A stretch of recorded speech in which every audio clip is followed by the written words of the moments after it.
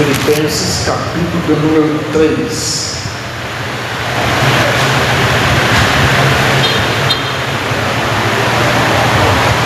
Versículo 11 diz assim: para ver se alguma maneira eu possa chegar à ressurreição dos mortos, não que já a tenha alcançado ou que seja perfeito, mas prossigo para alcançar aquilo para que fui também preso por Cristo Jesus. Irmãos, quanto a mim, não julgo que o haja alcançado, mas uma coisa faço, esquecendo-me das coisas que atrás ficam e avançando para as que estão diante de mim, prossigo para o alvo, pelo prêmio da soberana vocação de Deus em Cristo Jesus. Pelo que todos quantos já somos perfeitos, citamos isto mesmo, e se sentis alguma coisa de outra maneira, também Deus vou revelar. Mas naquilo a quem já chegamos, atendemos segundo as mesmas regras, e citamos o mesmo.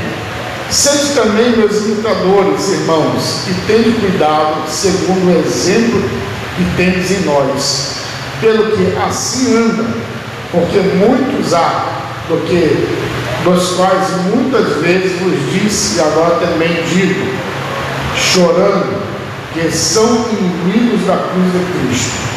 O fim deles é a perdição, o Deus deles é o ventre, e a glória deles é para a confusão deles mesmos, que só pensam nas coisas terrenas. Mas a nossa cidade está nos céus, donde também esperamos o Salvador, o Senhor Jesus Cristo, que transformará o nosso corpo abatido para ser conforme o seu corpo glorioso, segundo o seu eficaz poder, e sujeitar também a si todas as coisas. Amém? Amados irmãos, essa mensagem, ela retrata,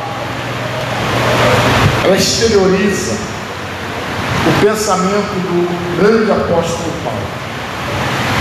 Paulo, ele traz esse ensinamento da busca da perfeição. Não que Paulo fosse perfeito, ele deixa claro, ele não era perfeito, mas ele estava em busca da perfeição, em busca da santidade. E por quê? Porque Paulo, ele tinha um objetivo, e o objetivo de Paulo é a ressurreição dos mortos. Paulo, ele faz da sua vida um projeto para chegar à ressurreição dos mortos, de tal forma que Paulo, ele se aniquila, Paulo, ele larga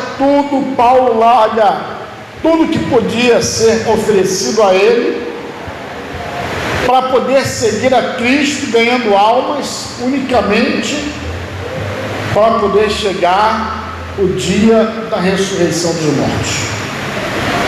Sendo que, até que Paulo conseguisse chegar a esta estatura de homem perfeito, até que Paulo pudesse chegar ao dia ao qual ele pudesse, ao menos, vamos dizer assim, se sentir digno da ressurreição, Paulo, ele atravessa uma série de situações ruins na vida, difícil.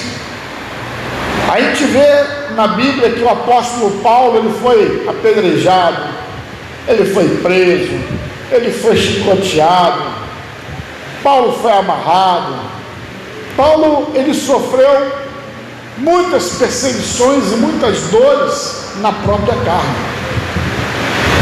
E Paulo, ele ainda faz disso tudo uma advertência muito grande para nós crentes daquela época, e para até hoje também, a respeito dos falsos obreiros, daquelas pessoas, como ele diz aqui, porque muitas vezes nos disse, agora também digo, chorando, que são inimigos da cruz de Cristo. Existe hoje muitas pessoas, muitos obreiros, pastores, que eles, ao invés de pregar o Evangelho, ao invés de se preocupar em fazer a obra de Deus, eles estão mais preocupados com o seu bem-estar, com o que eles podem alcançar, com a fama, com o holofote, do que realmente estarem apacentando o rebanho do Senhor. Há pastores hoje que, se você disser para ele, olha, você vai apacentar aquela igreja pequena ali, ó, poucos membros. Ah, pastor, não vou não. No mínimo tem que ter 100 pessoas para ouvir a minha pregação. Só que a pregação, ela não é nossa. A pregação da palavra, ela é do Senhor. Nós somos apenas o quê? Canal, instrumento ao qual Deus usa para nós estarmos falando o quê? A palavra dele. E Paulo, ele ainda diz que o fim deles é o quê? A perdição. O Deus deles é o ventre. A glória deles é para a própria confusão deles mesmos, que só pensam nas coisas terrenas. Infelizmente existe muitas pessoas dentro da igreja que elas não estão preocupadas em chegar no céu. Elas não estão preocupadas como o apóstolo Paulo estava, e ele coloca aqui bem claro no texto, preocupado com a ressurreição dos últimos dias. Elas estão preocupadas sim, com que vantagem vão estar levando aqui nesta vida, com que glória vão poder estar levando ainda nesta vida. E Paulo adverte a igreja sobre isso. Paulo nos adverte sobre essa situação. E Paulo diz mais: mas a nossa cidade está nos céus, donde também esperamos o Salvador, o Senhor Jesus Cristo. Então a diferença do crente, a diferença daqueles que esperam a volta do Senhor, é porque a preocupação dele não está nessa vida. Isso aqui é passageiro, isso daqui passa rápido. Nesse final de semana, brincando com a bispa, aí você, minha velhinha, aí eu botei lá no Facebook, esse dia eu botei uma foto minha e dela, quando a gente se casou, ela ainda novinha, e eu ainda com cabelo, tinha pouco, mas tinha. E hoje, tô careca, ela já está coroa, não é coroa? Pois é, a coroa. Isso quer dizer o quê? Que o tempo passou. O tempo passou. E às vezes a gente fica tão preocupado com tanta coisa aqui desta vida. A gente esquece que a nossa vida, a nossa morada, não é aqui. A nossa morada é no céu. Lá será o nosso repouso. E é nisso que Paulo foca. A vida de Paulo é focada justamente nisto. O que, pastor? Ganhar o céu. E eu sempre falo, todo dia, quem pregou para você e disse para você que o céu era fácil, é essa pessoa mentiu para você. Essa pessoa não te contou a verdade. E por quê, pastor? Porque, irmãos, a vida, principalmente do crente fiel, é matar um leão a cada dia. De quem não é crente, é até mais fácil. Não tem princípio, não está nem aí para nada, qualquer coisa tá bom. Mas o crente fiel não. O crente fiel, ele faz tudo na sua vida preocupado com a sua salvação. Hoje eu coloquei a mensagem falando justamente sobre isso. Todos nós podemos errar, todos nós podemos pecar. Ninguém está livre de num dia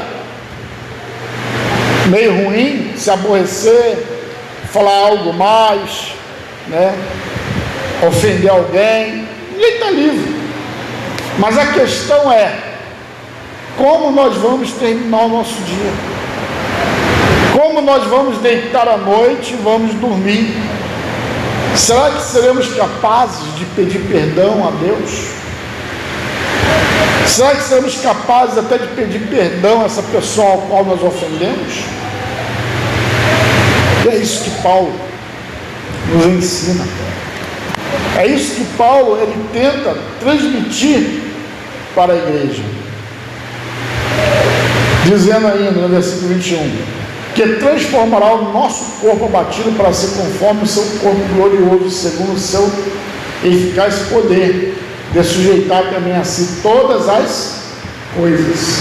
Então Paulo está dizendo para os crentes de Efésios, Filipenses, que havia uma promessa.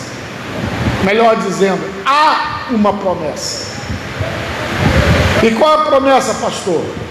A promessa que, assim como Jesus é, seremos nós também. Esse corpo nosso, que muitas vezes envelhecemos, e ele começa a dar pânico. Aí começa a falhar uma coisa, falha outra. Aí você já tem que tomar um remédio para pressão, para equilibrar a pressão. Às vezes tem um problema de coração, tem que tomar um remédio para o coração. Enfim, nosso corpo, pela idade, ele vai falhando. Assim como Paulo lhe trazia muitas dores, muitos problemas no seu corpo devido à perseguição, muitos crentes também trazem em seus corpos muitas dores devido a tudo que sofreu durante a vida. Às vezes pessoas que trabalham um trabalho penoso, não é aquele trabalho insalubre, não, é um trabalho penoso. O que é um trabalho penoso? Da diferença do trabalho insalubre. Insalubre é porque você trabalha num local que tem agentes químicos ou agentes até naturais que podem afetar a sua saúde. O trabalho penoso é aquele trabalho que você trabalha e você às vezes trabalha agachado o dia todo, ou trabalha em pé o dia todo, não pode sentar, ou trabalha carregando saco para lá e para cá o dia todo, ou trabalha no calor, ou trabalha numa caldeira. Esse é trabalho penoso. Ao longo dos anos, o que vai acontecer? O seu corpo vai cobrar aqueles anos de trabalho que você passou ali. Mas o que Paulo diz é que ainda que nesse homem terreno adoeça, esse corpo terreno se corrompa, esse corpo terreno se deteriore, quando nós entrarmos no céu, na promessa de Jesus, teremos o corpo glorificado, teremos um corpo assim como é o corpo de Jesus, um corpo celestial, um corpo que não vai mais sofrer dores, um corpo que não vai mais sofrer ação do tempo, um corpo ao qual nós não iremos mais ficar doente, um corpo no qual poderemos estar para sempre, e estaremos para sempre na presença do Deus Todo-Poderoso. Pastor, como é que vai ser? Irmãos, eu não posso dizer como é que vai ser. Eu não sei se vai ser se de repente quando já subir, já a trombeta tocar, os corpos já serão transformados. Eu não sei se vai ser esse corpo, essa carne aqui mais modificado. Não sei. A gente não tem como dizer. E por que nós não temos como dizer? Porque é simples. É simples. Só temos 3 exemplares desses corpos. O primeiro foi Enoque. A Bíblia diz que Enoque andou com Deus e por isso ninguém mais viu Enoque. Enoque foi o quê? Transladado. Ele não foi arrebatado, ele foi transladado. Então supõe-se que também Enoque passou pela mesma transformação, porque ninguém encontrou o corpo de Enoque. O segundo é Elias. Elias foi arrebatado naquela carruagem de fogo. Elias também não morreu. Então o corpo de Elias também está preservado da mesma forma. E o terceiro, Jesus. Que Jesus morreu, ressuscitou, que a diferença é essa. Nem Enoque, nem Elias morreram. Mas Jesus morreu, ressuscitou e foi levado aos céus. Nessa ressurreição, Jesus se apresentou ainda para muitas pessoas. Mais de 500 pessoas viram ele, fora os seus discípulos. E é nisso que Paulo foca. Paulo, ele está obstinado pela fé de alcançar também a mesma glória. E aí Paulo diz assim, ó, sede meus imitadores. Está aqui, versículo 17, sede também meus imitadores. E nós, nesta noite, nós temos que imitar o apóstolo Paulo nessa mesma perseverança de fé, de que assim como Jesus é, seremos nós também. Por isso que nós temos que ser imitadores de Paulo. Não é só imitar Paulo na obra, não é só imitar Paulo na pregação, não é só imitar Paulo no ganhar de almas, não é só imitar Paulo no modo de vida, não. É mais imitar Paulo também nessa perseverança. Eu tenho certeza, irmãos, que hoje muita gente, se tomasse um pau de arara como Paulo tomou com Silas lá na prisão, já tinha ido embora. E Jesus, fica aí que eu vou ali, que esse negócio não é para mim não. Já tinha se mandado. Mas Paulo, não. Paulo ficou firme. E a Bíblia diz que Paulo e Silas cantavam e oravam na prisão. Porque Paulo, ele tinha a certeza de que o galardão dele não é aqui na terra. O galardão dele é no céu. E sabe o que eu vejo, irmãos? Que os grandes obreiros da obra de Deus não são os que estão na mídia. É bom estar lá na mídia, é bom que propaga mais a palavra, sim, mas são aquelas pessoas que fazem o trabalho chamado trabalho de formiguinha. Ele prega para um aqui, ele prega para outro ali, ele prega para outro ali, ele vai ali, prega para um, aquele trabalho do pé de ouvido, e vai ganhando também muitas almas para Cristo. E é assim que Paulo fazia. Era assim que Paulo fazia. E Deus abençoou de forma tremenda. Amém? Então que Deus possa estar nos abençoando grandemente esta noite, em nome do Senhor.